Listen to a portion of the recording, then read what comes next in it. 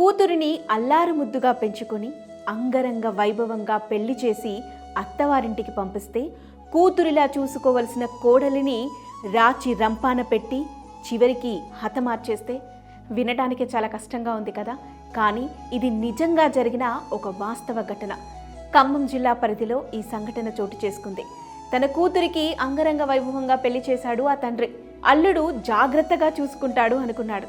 కానీ అల్లుడితో పాటు అత్త, మామ, ఆడపడుచులందరూ ఏకమై తన కూతుర్ని రాచి రంపాన పెట్టి చిత్రహింసలకి గురిచేసి చివరికి హతమార్చారు.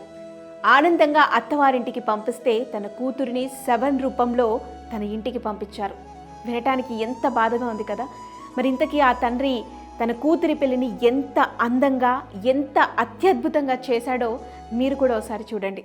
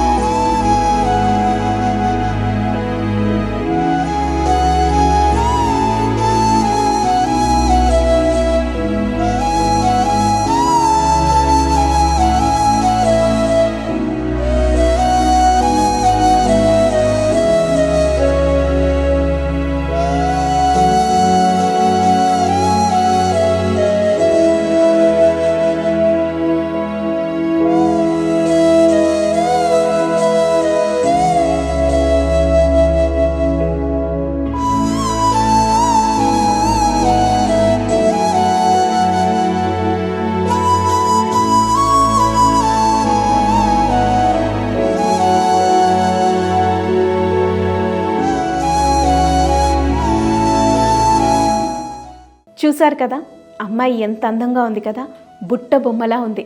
మరి ఆ తండ్రి తన కూతుర్ని అంత అపురూపంగా చూసుకున్నాడు.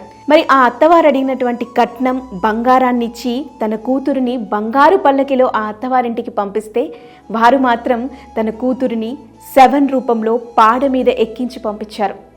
వినటానికి ఎంత కష్టంగా ఉంది కదా. మరి ఆ తండ్రి పడిన మనోవేదన ఏ విధంగా ఉంటుందో ఒక్కసారి ఆలోచించండి. తన కూతుర్ని రాచి రంపాన పెట్టి కొట్టి పీక మీద కాలేసి నొక్కి చచ్చేంత వరకు చిత్రహింసలు పెట్టి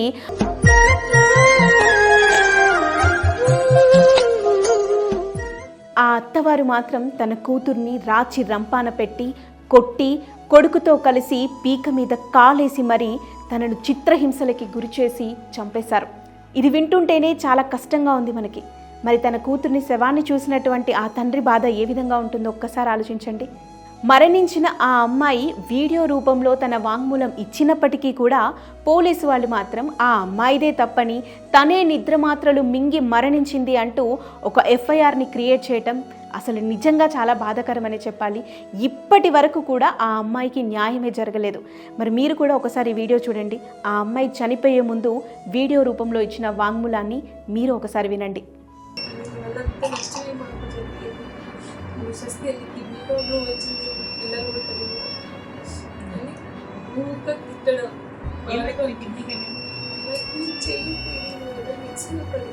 పెళ్ళైన 6 months తర్వాత మిక్సీలో పడితే బ్లడ్ మొత్తం లాస్ అయిపోయింది. 5% అయింది. 9 గుట్లు పడ్డాయి. ఇప్పుడు డాక్టర్ చెప్పారు ఎప్పటికి 3 నెలలు ఇచ్చి ఇట్లా వచ్చింది, రియాక్షన్ జరుగుతుంది, మీకు చూసుకోలేదు అని చెప్పారు. దానికి అందరూ నెక్కి తగ్గట్లేదు, అదొక టార్చర్. నెక్కి తగ్గట్లేదు, దూరంగా ఎంతమంది అనిపించినట్టు? ముగ్గురు. మీరు అంతా కలిసి ఉంటారా? అంటే పెళ్ళి ఒక్కటే ఇంట్లో వాళ్ళకి, మా ఇంట్లోనే ఉంటారు, ఇక్కడే తింటారు, వేరే వాళ్ళు చేసి మన పేరు నుంచి సొంత పెళ్ళి భువనేశ్వరి,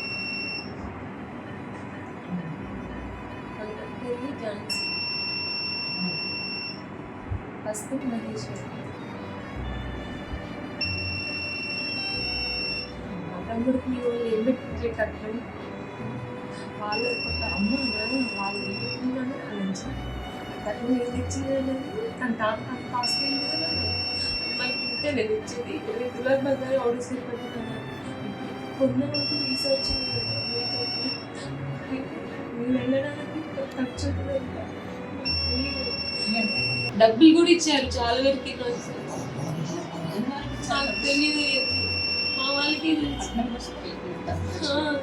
సరిపోదంట మేడం. కట్నాల గురించి డబ్బుల గురించి ఇచ్చారని తెలుసు కానీ ఎంతో అని అంత పర్టికులర్గా ఆలోచించేది. నాకు చెప్పి మా అట్టని రెచ్చగొట్టి నన్ను చాలా తిట్టేయడం, మా ఇంట్లో తుక్కు కొట్టేయడం. దీపావళికి నేను ఎంత పూజ చేసేది తెలుసా మేడం. లక్ష్మీదేవి పూజ చేశాను, మనం మంగళవారం కార్తీక మాసం పూజ చేశాను. ఎన్ని పూజ చేసినా కొడుతున్నాడు, అసలు తుక్కు తగ్గుతున్నాడు, బీటలు ఇసులు కొడుతున్నాడు, చంపలు పీకడం.